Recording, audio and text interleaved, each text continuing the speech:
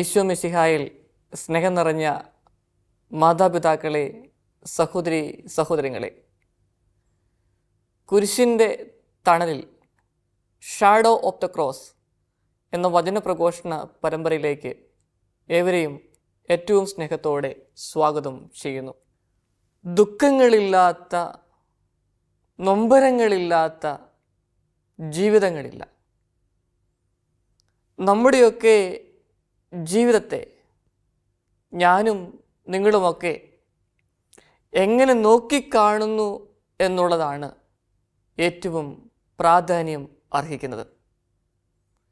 ഈ വചനം കേൾക്കുന്ന അവസരത്തിൽ നമ്മുടെ ദുഃഖങ്ങൾ, ഒരുപക്ഷെ ജീവിത ദുഃഖങ്ങൾ, നൊമ്പരങ്ങൾ, ആരോടും പറയാൻ പറ്റാത്ത നൊമ്പരങ്ങൾ, വേദനകൾ നമ്മളെ അലട്ടുന്നുണ്ടാവാം. ആകുലതകളിലൂടെ കടന്ന് പോയിക്കൊണ്ടിരിക്കുകയായിരിക്കാം. ജീവിതം ഇങ്ങനെ മുമ്പോട്ട് പോകുന്ന അവസരത്തിൽ ദൈവമേ എന്താണ് ചെയ്യേണ്ടതെന്ന് അറിയാതെ വേദനിക്കുന്ന നിമിഷങ്ങളിൽ വചനം നമുക്ക് വലിയ ആശ്വാസം നൽകുകയാണ് ചെയ്യുന്നത്.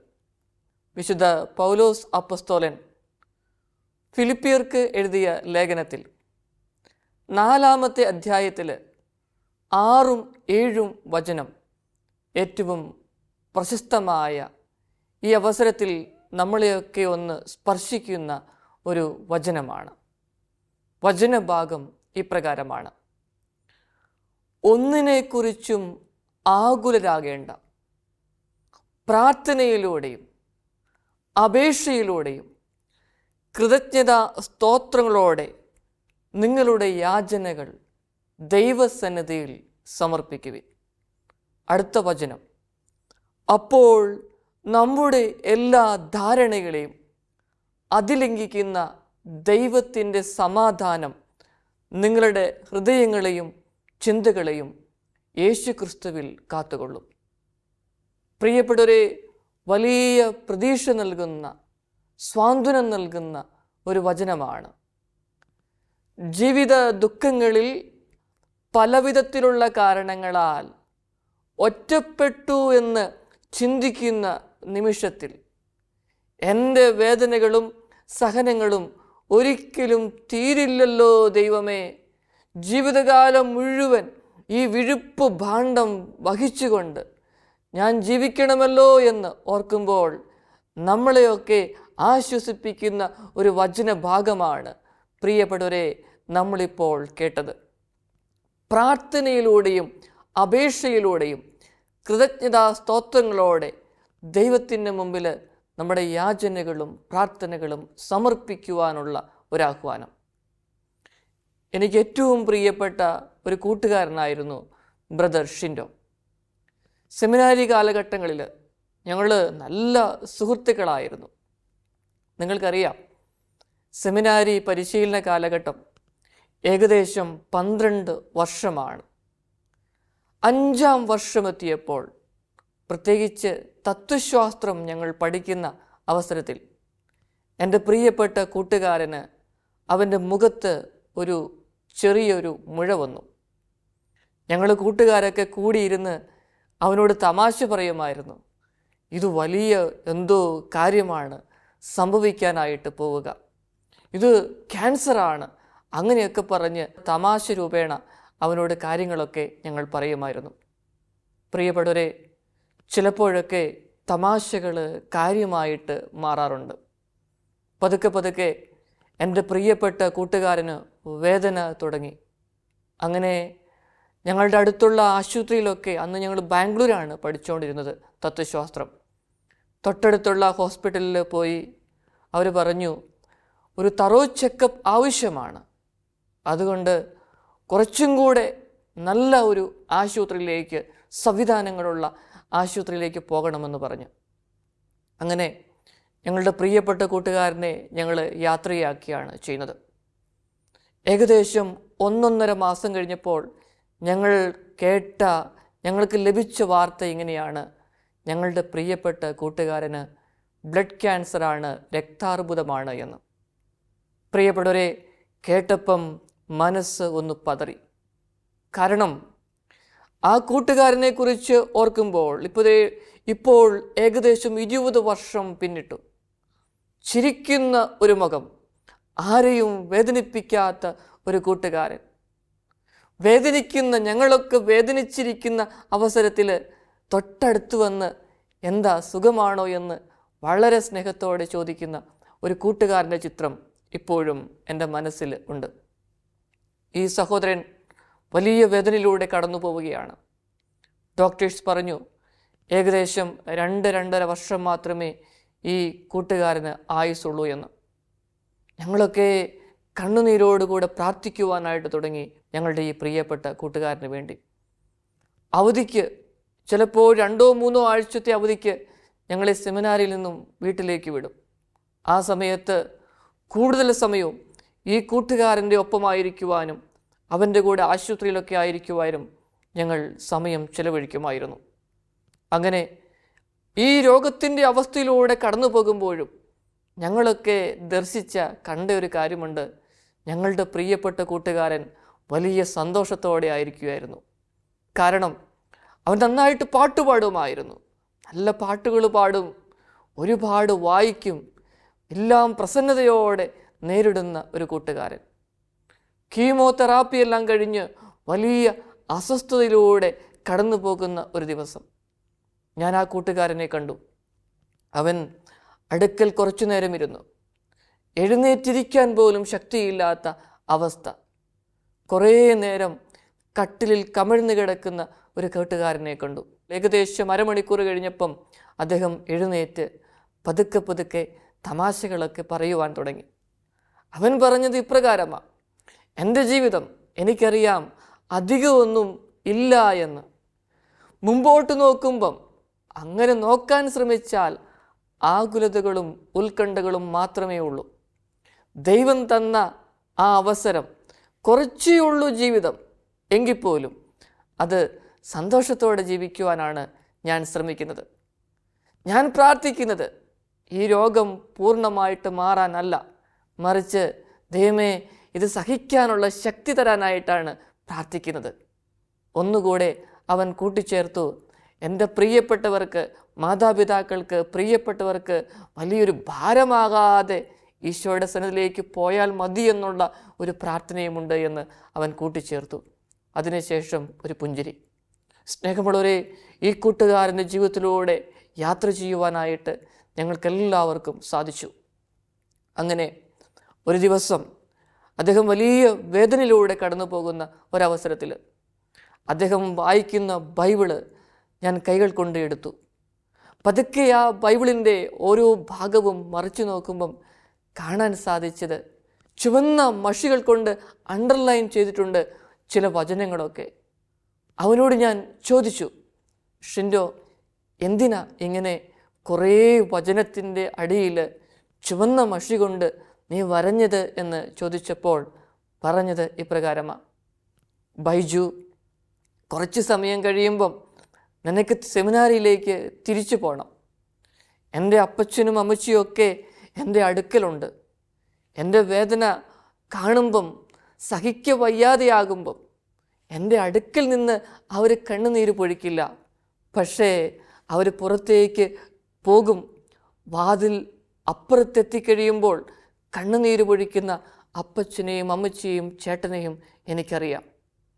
ഡോക്ടേഴ്സ്, നേഴ്സുമാർ എൻ്റെ അടുക്കൽ വരും. അവരും എൻ്റെ വേദനയെല്ലാം കണ്ട് തിരിച്ചു പോകും. അവരുടെ ജീവിതവും എങ്ങനെയാണ്? ഇവരൊക്കെ മുറിയിൽ നിന്ന് പുറത്തിറങ്ങിപ്പോയി കഴിയുമ്പോൾ ഒറ്റപ്പെടുന്ന ഒരു വ്യക്തിയുണ്ട്, ഒറ്റപ്പെടുന്ന ഒരു കൂട്ടുകാരനുണ്ട്. പ്രിയപ്പെട്ടവരെ, ഈ ഒറ്റപ്പെടുന്ന അവസരത്തിൽ ഈ വേദന, ഈ ആകുലത ആരോടും പറയാൻ പറ്റില്ല. കാരണം വൈദ്യശാസ്ത്രം കഴിയുന്നതെല്ലാം ചെയ്തു. ജീവിതം ഇനിയുള്ളത് ദൈവം തരുന്നത് മാത്രമാണ്. 2.5 വർഷം കഴിഞ്ഞു, 3 വർഷം കഴിഞ്ഞു, 3.5 വർഷം കഴിഞ്ഞു. പ്രിയപ്പെട്ടവരെ, 4 വർഷക്കാലം ആ കൂട്ടുകാരൻ ഈ രോഗത്തിൻ്റെ അവസ്ഥയിൽ സന്തോഷത്തോടെ തന്നെ, പ്രസന്നതയോടെ തന്നെ അതിനെ അതിജീവിച്ചു എന്ന് വേണമെങ്കിൽ പറയാം. ഈ അവസരത്തിലെല്ലാം അവൻ്റെ ആകുലതകളും അവൻ്റെ വേദനകളും എല്ലാം അവൻ ദൈവത്തിന് കൊടുക്കുകയാണ് ചെയ്തത്. ആകുലതകളും വേദനകളും പ്രാർത്ഥനയോടെ നന്ദിയോടെ ഈശോയുടെ മുമ്പിലേക്ക് ഈ കൂട്ടുകാരൻ കൊടുക്കുക. ചിലപ്പോൾ പറഞ്ഞിട്ടുണ്ട്, ഏകദേശം 20-21 വർഷം എനിക്ക് ഈ ഭൂമിയിൽ സന്തോഷത്തോടെ ജീവിക്കാൻ സാധിച്ചില്ലേ, അത് ദൈവം നൽകിയ വലിയ അനുഗ്രഹമല്ലേ എന്ന് ഞങ്ങളോട് അവൻ ചോദിച്ചിട്ടുണ്ട്. ചില അവസരത്തിൽ പറയും, നിങ്ങളൊക്കെ വലിയ ഉന്നതിയിലേക്ക് എത്തുമ്പം, പുരോഹിതരായി പുറത്തേക്ക് ഇറങ്ങുമ്പം എന്നെയും ഇടയ്ക്കൊന്ന് ഓർക്കണമേ, വർഷത്തിലൊന്ന് എന്നെയും നിങ്ങളൊന്ന് ഓർത്ത് പ്രാർത്ഥിക്കണമേ എന്ന് ആ കൂട്ടുകാരൻ പറയാറുണ്ടായിരുന്നു. പ്രിയപ്പെട്ടവരെ, ഈശോയുടെ സന്നിധിയിലേക്ക് ആ കൂട്ടുകാരൻ 2005 സെപ്റ്റംബർ 22 വിളിക്കപ്പെട്ടു. ഇന്നും ആ ദിവസം എത്തുമ്പോൾ ഒരു കുർബാന അർപ്പിക്കുവാൻ ഒരു ഒപ്പീസ് ചെയ്യാറുണ്ട്. ചിലപ്പോഴൊക്കെ ആ കൂട്ടുകാരൻ്റെ മാതാപിതാക്കളോടൊപ്പം ആ കർമ്മം നിർവഹിക്കുവാനുള്ള അനുഗ്രഹവും ദൈവം തരുന്നുണ്ട്. പ്രിയപ്പെട്ടവരെ, ഞാൻ നിങ്ങളുടെ മുമ്പിൽ വയ്ക്കാൻ ഉദ്ദേശിക്കുന്നത് വലിയ വേദനയിലൂടെ കടന്നുപോയ എൻ്റെ പ്രിയപ്പെട്ട കൂട്ടുകാരൻ. ജീവിതം മുഴുവൻ ദൈവം തന്ന ദാനങ്ങൾ ആ വേദനയുടെ മാരകമായ രോഗത്തിൻ്റെ അവസ്ഥയിൽ കീമോ ചെയ്ത് ഒന്നും കഴിക്കാൻ സാധിക്കാത്ത നിമിഷങ്ങളിൽ, രക്തം ഛർദ്ദിച്ച നിമിഷങ്ങളിൽ, എഴുന്നേക്കാൻ പോലും പറ്റാതെ കൈകളിലെല്ലാം രക്തം വിയർക്കുന്ന സമയത്ത് പോലും ആ സഹോദരൻ്റെ, എൻ്റെ പ്രിയപ്പെട്ട കൂട്ടുകാരൻ്റെ മുഖത്ത് ഒരു പുഞ്ചിരി ഉണ്ടായിരുന്നു. വലിയ പരാതിയില്ല, പരിഭവമില്ല. വർഷങ്ങളോളം ഭൂമിയിൽ ജീവിച്ചല്ലോ, 20-21 വർഷം ഞാൻ ജീവിച്ചില്ലേ സന്തോഷത്തോടെ, ഈ വേദന ദൈവമേ സമർപ്പിക്കുന്നു എന്ന് പറഞ്ഞുകൊണ്ട് അപ്പോഴും സങ്കടപ്പെടുന്ന ഞങ്ങളുടെ അടുത്ത് തമാശകളൊക്കെ പറഞ്ഞ് ആശ്വസിപ്പിക്കുന്ന എൻ്റെ പ്രിയപ്പെട്ട കൂട്ടുകാരൻ. അതുകൊണ്ടാണ് ഞാൻ നിങ്ങളുടെ മുമ്പിൽ ആദ്യം പറഞ്ഞത്, ദുഃഖങ്ങളില്ലാത്ത, നൊമ്പരങ്ങളില്ലാത്ത ജീവിതങ്ങൾ ഇല്ല എന്ന്. ജീവിതത്തെ എങ്ങനെ നോക്കി കാണുന്നു എന്നുള്ളതാണ് പ്രധാനം. ജീവിതത്തെ നമുക്ക് എങ്ങനെയാ നോക്കി കാണുവാനായിട്ട് സാധിക്കുക? അപേക്ഷയിലൂടെ, കൃതജ്ഞതാ സ്തോത്രങ്ങളോടെ, പ്രാർത്ഥനകൾ എല്ലാം ദൈവത്തിന് മുമ്പിൽ നമുക്ക് അർപ്പിക്കാം. യെശയ്യാ പ്രവാചകന്റെ പുസ്തകത്തിൽ 59-ാമത്തെ അധ്യായത്തിൽ 1-ാമത്തെ വചനം പറയുന്നത് ഇപ്രകാരമാണ്: മകനെ, മകളെ, രക്ഷിക്കാൻ കഴിയാത്ത വിധം എൻ്റെ കരം കുറുകിപ്പോയിട്ടില്ല, കേൾക്കാനാകാത്ത വിധം അവിടുത്തെ കാതുകൾക്ക് മാന്യം ഭവിച്ചിട്ടില്ല. അതെ, രക്ഷിക്കാനാകാത്ത വിധം ദൈവത്തിൻ്റെ കരം കുറുകിപ്പോയിട്ടില്ല. നമ്മുടെ വേദനകൾ, കണ്ണുനീര് ദൈവം കേൾക്കുന്നുണ്ട്. പ്രിയപ്പെട്ടവരെ, ഒരുപക്ഷേ നമ്മൾ ഓർക്കും, വലിയ വേദനയിലൂടെ കടന്നു പോകുമ്പോൾ ഒരു സഹായഹസ്തവുമായി, സ്വാന്തന വാക്കുകളുമായി ആരും നമ്മുടെ അടുക്കൽ എത്താത്ത നിമിഷങ്ങളിൽ, ആരും എന്നെ മനസ്സിലാക്കുന്നില്ലല്ലോ, ദൈവമേ എന്തിനിങ്ങനെ ജീവിക്കുന്നു, ഞാൻ എന്ത് ചെയ്തിട്ടാ ഇത്രയധികം വേദന അനുഭവിക്കുന്നത്? ഈ നിമിഷങ്ങളിലൊക്കെ ഈശോ നമ്മളോട് കൂടെയുണ്ട്. പറയുകയാണ്, മകനെ, മകളെ, രക്ഷിക്കാനാകാത്ത വിധം എൻ്റെ കരം കുറുകിപ്പോയിട്ടില്ല, കേൾക്കാൻ സാധിക്കാത്ത വിധം എൻ്റെ കാതുകൾക്ക് ശ്രവണശക്തി നഷ്ടപ്പെട്ടിട്ടില്ല എന്ന്. ആ ദൈവമാണ് നമ്മുടെ കൂടെ. സഹനങ്ങളുണ്ട്, ദുഃഖങ്ങളുണ്ട്, നൊമ്പരങ്ങളുണ്ട്, അതിനെക്കുറിച്ചുള്ള ആദികൾ, വ്യാധികൾ, ആകുലതകളുണ്ട്. അതെ, ഈ അവസരത്തിൽ പ്രിയപ്പെട്ട സഹോദര, സഹോദരി, നീ ഏത് വേദനയിലൂടെയാണ് കടന്നു പോകുന്നത്? ഏത് വേദന? രോഗമാണോ? മാറാ രോഗത്തിലൂടെ കടന്നു പോകുന്നു, ആയുസ്സിനെ കുറച്ചേ ഉള്ളൂ എന്ന് വൈദ്യശാസ്ത്രം പറഞ്ഞ നിമിഷങ്ങളിൽ ആകുലതയുണ്ട്, വേദനയുണ്ട്. ചെയ്തു തീർക്കാൻ പറ്റാത്ത കാര്യങ്ങൾ എന്തൊക്കെയോ ചെയ്തു കൂട്ടി മുറിപ്പെടുത്തിയ നൊമ്പരങ്ങളും വേദനകളും. അകന്നുപോയവരെ മരിക്കുന്നതിന് മുൻപൊന്ന് കൂട്ടിയോജിപ്പിക്കുവാനായിട്ട് പറ്റുമോ? അങ്ങനെയുള്ള ചിന്തകൾ.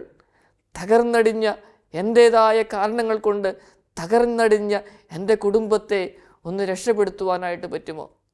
എൻ്റെ സാന്നിധ്യം അനുഗ്രഹമായി മാറണം, പക്ഷേ ആ സാന്നിധ്യം ശാപമായി മാറിയ നിമിഷങ്ങളുണ്ട്. ഇതൊക്കെ ഓർത്ത് ദുഃഖിച്ച് മരവിച്ച് ഒരുതരം വിറങ്ങലിപ്പോടെയാണോ ജീവിതം മുമ്പോട്ട് പോകുന്നത്? അവിടെ ദൈവം നമ്മളോട് പറയുകയാണ്. ജെറമിയ പ്രവാചകന്റെ പുസ്തകത്തിൽ 32-ാമത്തെ അധ്യായത്തിൽ 27-ാമത്തെ വചനം അസന്നിഗ്ധമായി പ്രഖ്യാപിക്കുകയാണ്. ഞാൻ സകല മർത്യരുടെയും ദൈവമായ കർത്താവാണ്, എനിക്ക് അസാധ്യമായി എന്തെങ്കിലുമുണ്ടോ? ജെറമിയ പ്രവാചകനോട് ദൈവം ചോദിക്കുകയാണ്, ഞാൻ സകല മർത്യരുടെയും ദൈവമായ കർത്താവാണ്, എനിക്ക് അസാധ്യമായി എന്തെങ്കിലും ഉണ്ടോ എന്ന്. എന്നെ കേൾക്കുന്ന പ്രിയപ്പെട്ട സഹോദര സഹോദരി, നമ്മുടെ ദൈവത്തിന് അസാധ്യമായ ഒരു കാര്യവുമില്ല. കണ്ണുനീരോടെ പ്രാർത്ഥിച്ചാൽ കേൾക്കാത്ത പ്രാർത്ഥനകളില്ല. പ്രിയപ്പെട്ടവരെ, ഒരു തുള്ളി കണ്ണുനീരോടെ വിശുദ്ധ കുർബാനയുടെ മുമ്പിലിരുന്ന് പ്രാർത്ഥിച്ചാൽ കേൾക്കാത്ത പ്രാർത്ഥനകളില്ല, പരിഹാരം തരാത്ത പ്രശ്നങ്ങളില്ല. ആവേദനകളും വിഴുപ്പ് ഭാണ്ഡങ്ങളും നൊമ്പരങ്ങളുമെല്ലാം ഈ വചനം കേൾക്കുന്ന അവസരത്തിൽ യേശുവിൻ്റെ സന്നിധിയിലേക്ക് നമുക്ക് ഉയർത്താം.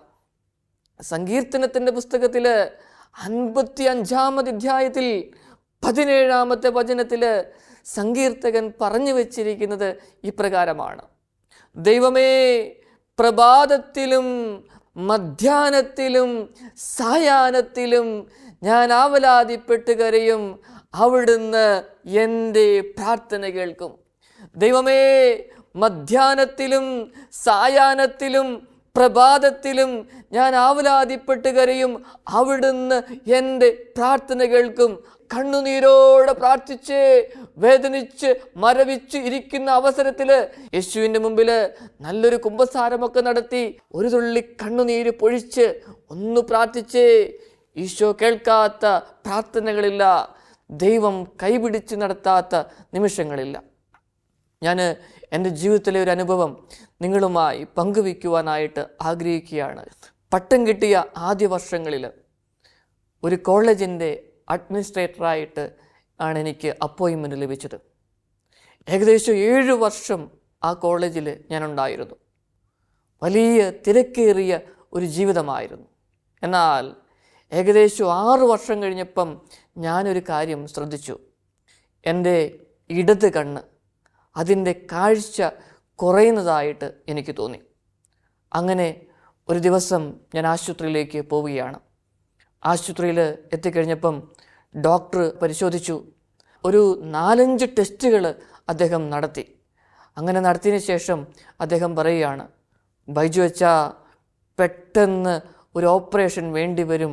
അച്ഛൻ്റെ ഇടത് കണ്ണിന് ഒരു വലിയൊരു കാഴ്ചക്കുറവുണ്ട്, ഒരു രോഗം പിടിപെട്ടിരിക്കുകയാണ് എന്ന് പറഞ്ഞു. അത് കേട്ടപ്പം എനിക്കത് ഉൾക്കൊള്ളുവാനായിട്ട് സാധിച്ചില്ല. അദ്ദേഹം പറഞ്ഞു, അച്ഛൻ്റെ ഇടത് കണ്ണിൻ്റെ കാഴ്ചശക്തി എന്ന് പറയുന്നത് ഇപ്പം -6 അതുകൊണ്ട് ഓപ്പറേഷൻ ചെയ്യണം. ഞാൻ ചോദിച്ചു, ഡോക്ടറെ, ഓപ്പറേഷൻ കഴിഞ്ഞാൽ ഈ കാഴ്ചശക്തി, നഷ്ടപ്പെട്ടു പോയ കാഴ്ചശക്തി തിരിച്ചു കിട്ടുമോ എന്ന് ഡോക്ടറോട് ഞാൻ ചോദിച്ചു. അദ്ദേഹം പറഞ്ഞു, അത് തിരിച്ചു കിട്ടില്ല. ഇപ്പോൾ ഉള്ള കാഴ്ചശക്തി, അച്ഛൻ്റെ കണ്ണിന് ഇപ്പോൾ ഉള്ള കാഴ്ചശക്തി, അത് നമുക്ക് ഒന്ന് മെയിൻറ്റെയിൻ ചെയ്യാനായിട്ട് സാധിക്കും. അതിൽ കൂടുതലൊന്നും അച്ഛൻ പ്രതീക്ഷിക്കരുത് എന്ന് പറഞ്ഞു. അങ്ങനെ വലിയ വിഷമമായി. കാരണം വലത് കണ്ണിന് നല്ല കാഴ്ചയുണ്ട്, ഇടത് കണ്ണിൻ്റെ കാഴ്ച ദൈവമേ ഞാനറിയാതെ ഇത്രയും കുറഞ്ഞു പോയല്ലോ എന്നോർക്കുമ്പം ഭയങ്കര വിഷമമായി. ഡോക്ടറിനോട് പറഞ്ഞു, അച്ഛാ, ഇത് തുടങ്ങിയിട്ട് 10-15 വർഷമായി, അച്ഛനിത് അറിഞ്ഞില്ലേ എന്ന് ചോദിച്ചു. ഞാൻ പറഞ്ഞു, ഡോക്ടറെ, എനിക്ക് ഒന്നും മനസ്സിലാകുന്നില്ല. കാരണം എനിക്കെല്ലാം നന്നായിട്ട് വായിക്കാൻ പറ്റും, പിന്നെ ജീവിതത്തിൽ നല്ല തിരക്കുകളുണ്ട്, അതിൻ്റേതായ തിരക്കുകളിലൂടെ മുമ്പോട്ട് പോകും, എല്ലാം ഭംഗിയായിട്ടാണ് പോകുന്നത്. അദ്ദേഹം പറഞ്ഞു, 10-15 വർഷമായിട്ട് ഈ രോഗമുണ്ടായിരുന്നു. ആദ്യ കാലഘട്ടങ്ങളാണെങ്കിൽ അത് പെട്ടെന്ന് സുഖപ്പെടുമായിരുന്നു. പരിശ്രമിക്കാമെന്ന് പറഞ്ഞുകൊണ്ട് പെട്ടെന്ന് തന്നെ ഒരു ഓപ്പറേഷൻ ചെയ്യുകയാണ് ചെയ്യുന്നത്. അങ്ങനെ ഓപ്പറേഷൻ എല്ലാം കഴിഞ്ഞ് വീണ്ടും കാഴ്ചശക്തി പരിശോധിച്ചു. അപ്പോഴും -6. ഞാൻ ദൈവത്തിന് നന്ദി പറഞ്ഞു. കാരണം ആ സമയത്തെങ്കിലും അത് കണ്ടുപിടിക്കുവാനായിട്ട് സാധിച്ചല്ലോ. എന്നാൽ ഇതെല്ലാം കഴിഞ്ഞ്, പഠനമെല്ലാം കഴിഞ്ഞ്, ഈശോയുടെ കൃപയനുസരിച്ച് എനിക്ക് വിദേശ രാജ്യത്തേക്ക്, പ്രത്യേകിച്ച് അമേരിക്കയിൽ ന്യൂജേഴ്സി എന്ന് പറയുന്ന ധ്യാന കേന്ദ്രത്തിലേക്ക് പോകുവാനുള്ള ഒരവസരം സഭാധികാരികൾ തന്നു. അവിടെ ധ്യാനങ്ങളൊക്കെ തുടങ്ങി. നമ്മുടെ ഡിവൈൻ ധ്യാന കേന്ദ്രം പോലെ അമേരിക്കയിൽ ന്യൂജേഴ്സി എന്ന് പറയുന്ന ഒരു സ്ഥലത്ത് ഡിവൈൻ മേഴ്സി പ്രയർ സെൻറ്റർ എന്ന് പറയുന്ന ഒരു ധ്യാന കേന്ദ്രമുണ്ട്. ഞാൻ അവിടെ എത്തി കുറച്ച് മാസങ്ങൾ കഴിഞ്ഞപ്പോഴത്തേക്കും കോവിഡ് ആരംഭിച്ചു. അങ്ങനെ വന്ന ഒരു അവസരത്തിൽ പ്രത്യേകമായിട്ട് ഞങ്ങൾക്ക് ഓൺലൈൻ മിനിസ്ട്രി ആരംഭിക്കേണ്ടി വന്നു. അവിടെയാണ് ഞാൻ അല്പം വേദനിച്ചത്. ഇവിടെ നമുക്ക് പ്രത്യേകിച്ച് ഡിവൈൻ ധ്യാന കേന്ദ്രം ഒത്തിരി സഹായിക്കുന്ന ആൾക്കാരുണ്ട്. അവരുടെ എല്ലാം മറന്ന്, ജീവിതം മുഴുവൻ മറന്ന് 24 മണിക്കൂറും ദൈവത്തിന് വേണ്ടി ശുശ്രൂഷിക്കുന്ന ധാരാളം വോളണ്ടിയേഴ്സ് ഇവിടെയുണ്ട്. എന്നാൽ അവിടുത്തെ സ്ഥിതി അങ്ങനെയല്ല. എല്ലാവരും തിരക്കേറിയ ജീവിതം നയിക്കുന്നവരാണ്. അങ്ങനെ മുമ്പോട്ട് പോകുന്ന ഒരവസരം ഓൺലൈൻ മിനിസ്ട്രി തുടങ്ങി. എൻ്റെ ഏറ്റവും വലിയ ഒരു ബുദ്ധിമുട്ടെന്ന് പറയുന്നത്, ഇതുപോലെ ക്യാമറയുടെ മുമ്പിൽ നിൽക്കുമ്പോൾ ശക്തിയേറിയ ലൈറ്റ് വന്ന് കണ്ണിലേക്ക് അടിക്കും. അപ്പോൾ എനിക്ക് ഭയങ്കര ബുദ്ധിമുട്ടാണ്, ഭയങ്കര പ്രയാസമാണ്. അത് നന്നായിട്ട് ചെയ്യുവാനായിട്ട് സാധിക്കാത്ത അവസരങ്ങളുണ്ടായിട്ടുണ്ട്. എങ്കിലും അങ്ങനെ അറിയാവുന്ന കാര്യങ്ങളൊക്കെയാണല്ലോ, അതൊക്കെ എങ്ങനെയെങ്കിലുമൊക്കെ പറഞ്ഞ് ഞാൻ ഒപ്പിക്കുമായിരുന്നു. എന്നാൽ പ്രിയപ്പെട്ടവരെ, ഞാനൊരു കാര്യം ചെയ്യുമായിരുന്നു. ദൈവമേ, അങ്ങ് വലത് കണ്ണിന് നല്ല കാഴ്ച തന്നല്ലോ, അതിന് നന്ദി പറയും. ദൈവത്തോട് ഞാൻ ഉറങ്ങാൻ പോകുന്നതിന് മുൻപ് ഒരു കാര്യം മാത്രം പ്രാർത്ഥിക്കും. ദൈവമേ, ഈ -6 എന്നുള്ളത് അതൊരു -3 ആയാൽ എനിക്ക് ശക്തിയേറിയ ലെൻസൊന്നും വെക്കേണ്ടി വരില്ല, അതങ്ങ് കുറയും. എനിക്ക് ശക്തിയേറിയ ലെൻസ് വേണ്ട. പിന്നെ ഈ പ്രകാശം എത്രമാത്രം സ്റ്റുഡിയോയിൽ നിന്നോ എവിടെ നിന്നെങ്കിലും അടിച്ചാൽ പോലും എനിക്ക് കുഴപ്പമില്ല. അതുകൊണ്ട് അത് കുറച്ചെങ്കിലും തരണമേ എന്ന് പ്രാർത്ഥിക്കുവാനായിട്ട് തുടങ്ങി. ഉറങ്ങാൻ പോകുന്നതിന് മുൻപ് എനിക്ക് ദൈവകരുണയുടെ ചിത്രമുണ്ട്. ഡിവൈൻ മേഴ്സി ഈശോയുടെ ഒരു ചിത്രം എൻ്റെ മുറിയിലുണ്ട്. ആ ചിത്രം ഞാൻ പതുക്കെ എടുക്കും. ആ ചിത്രത്തിലേക്ക് ഞാനൊന്ന് നോക്കും. എന്നിട്ട് എൻ്റെ വലത് കണ്ണടച്ചിട്ട് പതുക്കെ ഈ ചിത്രം കൈവച്ചുകൊണ്ട് ഞാൻ വായിക്കും, Jesus I trust in you. അല്പം ഗ്ലെയറോടുകൂടിയാണ് ഞാൻ വായിക്കുന്നത്. ഞാൻ ഈശോയോട് പ്രാർത്ഥിച്ചു, ദൈവമേ, എന്നെങ്കിലും എനിക്കിതൊന്ന് വ്യക്തമായിട്ട് വായിക്കുവാൻ സാധിക്കുമോ എന്ന് പ്രാർത്ഥിച്ചിട്ടുണ്ട്. 7-8 മാസങ്ങൾ കഴിഞ്ഞു. എനിക്ക് തോന്നിത്തുടങ്ങി എൻ്റെ കാഴ്ച കുറച്ചും കൂടെ ശക്തിപ്പെടുന്നതായിട്ട്. ഞാൻ കേരളത്തിലേക്ക് വന്ന സമയത്ത് പെട്ടെന്ന് തന്നെ എൻ്റെ ചികിത്സിക്കുന്ന ഡോക്ടറിൻ്റെ അടുക്കലെത്തി. ഞാൻ പറഞ്ഞു, സാറേ, എൻ്റെ കണ്ണൊന്ന് ചെക്ക് ചെയ്യണം എന്ന് പറഞ്ഞു. അദ്ദേഹം അതൊക്കെ പരിശോധിച്ചു. എൻ്റെ മുഖത്തേക്ക് നോക്കി പുഞ്ചിരിച്ചുകൊണ്ട് പറഞ്ഞു, അച്ഛാ, ഒരു അത്ഭുതം സംഭവിച്ചിരിക്കുന്നു. ഞാൻ ചോദിച്ചു, എന്താ സാറേ? അച്ചോ, അച്ഛൻ്റെ കണ്ണിൻ്റെ ഇപ്പോഴത്തെ പവർ എന്ന് പറയുന്നത് 2.25 2.25 എന്ന്. പ്രിയപ്പെട്ടവരെ, 4-5 വർഷങ്ങൾ കഴിഞ്ഞു. അതേപോലെ മെയിൻറ്റെയിൻ ചെയ്ത് നിൽക്കുവാനായിട്ട് സാധിക്കുന്നു. ഇപ്പോഴും ഈ ടോക്ക് ഞാൻ പറയുന്നത് ക്യാമറയുടെ മുമ്പിൽ നിന്നാണ് ഞാൻ പറയുന്നത്. പ്രകാശങ്ങൾ ഇരുവശത്തു നിന്നും എൻ്റെ കണ്ണിലേക്കും മുഖത്തേക്കുമൊക്കെ അടിക്കുന്നുണ്ട്. എനിക്ക് യാതൊരു പ്രശ്നവുമില്ല. എൻ്റെ ദൈവം വഴി നടത്തിയ നിമിഷങ്ങൾ, കരം പിടിച്ച് നടത്തിയ നിമിഷങ്ങൾ. ഞാൻ പറഞ്ഞു വെച്ചില്ലേ, നമ്മുടെയൊക്കെ ജീവിതങ്ങളിൽ എല്ലാം തകർന്നു പോയി എന്ന് വിചാരിക്കുന്ന നിമിഷങ്ങളിൽ, എല്ലാം അസ്തമിച്ചു, മാനുഷിക ദൃഷ്ടിയിൽ എല്ലാം അസ്തമിച്ചു എന്ന് വിചാരിക്കുന്ന നിമിഷങ്ങളിൽ, അവിടെ പ്രതീക്ഷയുടെ പൊൻകിരണമായി, പ്രതീക്ഷയുടെ പുത്തൻ രശ്മികളായി ഈശോ നമ്മുടെ ഇടയിലേക്ക് വരികയായി ചെയ്യുന്നത്. അത് സങ്കീർത്തകന് നന്നായിട്ട് അറിയാമായിരുന്നു. അതുകൊണ്ടാണ് സങ്കീർത്തകൻ പറഞ്ഞു വെച്ചത്, ദൈവമേ, പ്രഭാതത്തിലും മധ്യാഹ്നത്തിലും സായാഹ്നത്തിലും ഞാൻ ആവലാതിപ്പെട്ട് കരയും, അവിടുന്ന് എൻ്റെ പ്രാർത്ഥന കേൾക്കും. എന്നെ കേൾക്കുന്ന പ്രിയപ്പെട്ട അപ്പച്ച, അമ്മച്ചി, സഹോദരി, സഹോദരങ്ങളെ, ഈ നിമിഷം നിങ്ങൾ വിശ്വസിക്കണം, വലിയ സൗഖ്യം നൽകുന്ന, വിടുതൽ നൽകുന്ന നിമിഷങ്ങളാണ്. ഒരുപക്ഷേ നമ്മുടെ വീട്ടിൽ TV-യിൽ ഈ വചനപ്രഘോഷണം കേൾക്കുന്നു, അല്ലെങ്കിൽ നിങ്ങളുടെ മൊബൈൽ ഫോണിലൂടെ ഈ വചനം കേൾക്കുകയാണ്. ഈ വചനം കേൾക്കുന്നു, വിശ്വസിക്കൂ, ആ വേദന ഈ നിമിഷം തന്നെ നമ്മളെ അലട്ടിക്കൊണ്ടിരിക്കുന്ന പ്രിയപ്പെട്ടവരെ, നിങ്ങളെ അലട്ടുന്ന വേദനകൾ ഈശോയുടെ മുമ്പിലേക്ക് കൊടുക്കാമോ? ഒരുപാട് ചിന്തിച്ചു കൂട്ടി ഒരെത്തും പിടുത്തവും കിട്ടുന്നില്ല. അങ്ങനെ ഭ്രാന്ത് പിടിച്ച ഒരവസ്ഥയിൽ, ഒരു മാനസിക അവസ്ഥ, വലിയ വേദനയോടെ വിഷാദാത്മകതയോടെ നീങ്ങുന്ന അവസരങ്ങൾ. ഓർക്കുക, നമ്മുടെ ദൈവത്തിന് അസാധ്യമായി ഒന്നുമില്ല. അതുകൊണ്ടാണ് ജെറമ്യ പ്രവാചകനോട് ദൈവം പറഞ്ഞത്, ഞാൻ സകല മർത്യരുടെയും ദൈവമായ കർത്താവാണ്, എനിക്ക് അസാധ്യമായി എന്തെങ്കിലുമുണ്ടോ? അസാധ്യമായി നമ്മുടെ കർത്താവിന് ഒന്നുമില്ല പ്രിയപ്പെട്ടവരെ. അസാധ്യതകളെ സാധ്യതകളാക്കി മാറ്റുന്ന ഒരു ദൈവമാണ്, ജീവനുള്ള ഒരു ദൈവമാണ് നമുക്കുള്ളത്. ആ ദൈവത്തിൻ്റെ മുമ്പിൽ കണ്ണുനീരോടെ പ്രാർത്ഥിക്കുവാനായിട്ട് സാധിക്കണം. വലിയ വിശ്വാസത്തോടെ, വലിയ അഭിഷേകത്തോടെ പ്രാർത്ഥിക്കുവാനായിട്ട് സാധിക്കണം. ദുഃഖങ്ങളും നൊമ്പരങ്ങളും കൊടുക്കട്ടെ. ഈ നിമിഷം നിങ്ങളുടെ ജീവിതത്തിൽ വേദനയിലൂടെ കടന്നു പോകുന്ന നിമിഷങ്ങളിൽ, രോഗമാണ് കടന്നു പോകുന്നത്, രോഗത്തിൻ്റെ അവസ്ഥയിലൂടെ കടന്നു പോകുന്നുവെങ്കിൽ ഇതാ ദൈവം വചനത്തിലൂടെ ആശ്വസിപ്പിക്കുന്നു. ജെറമ്യ പ്രവാചകന്റെ പുസ്തകം 17-ാമത്തെ അധ്യായത്തിൽ 14-ാമത്തെ വചനം, കർത്താവേ എന്നെ സുഖപ്പെടുത്തണമേ, അപ്പോൾ ഞാൻ സുഖമാക്കപ്പെടും. കർത്താവേ എന്നെ രക്ഷിക്കണമേ, അപ്പോൾ ഞാൻ രക്ഷിക്കപ്പെടും. അങ്ങ് മാത്രമാണ് എൻ്റെ പ്രത്യാശ.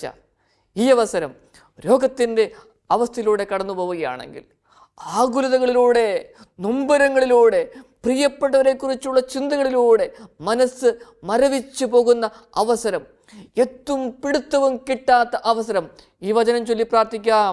ദൈവമേ എന്നെ സുഖപ്പെടുത്തണമേ, അപ്പോൾ ഞാൻ സുഖമാക്കപ്പെടും. ദൈവമേ എന്നെ രക്ഷിക്കണമേ, അപ്പോൾ ഞാൻ രക്ഷിക്കപ്പെടും. അങ്ങ് മാത്രമാണ് എൻ്റെ പ്രത്യാശ. കരങ്ങൾ കൂപ്പാം, പ്രാർത്ഥിക്കാം. ദൈവമേ, എല്ലാ കാര്യങ്ങളും സമർപ്പിക്കുന്നു, പ്രാർത്ഥിക്കുന്നു. ആരോടും പറയാൻ പറ്റാത്ത വേദനകൾ, നൊമ്പരങ്ങൾ, ആരും എന്നെ മനസ്സിലാക്കുന്നില്ലല്ലോ എന്ന ചിന്തകൾ നാഥാ സമർപ്പിക്കുന്നു. ഏറ്റെടുക്കണമേ. പിതാവിൻ്റെയും പുത്രൻ്റെയും പരിശുദ്ധാത്മാവിൻ്റെയും നാമത്തിൽ ആമേൻ.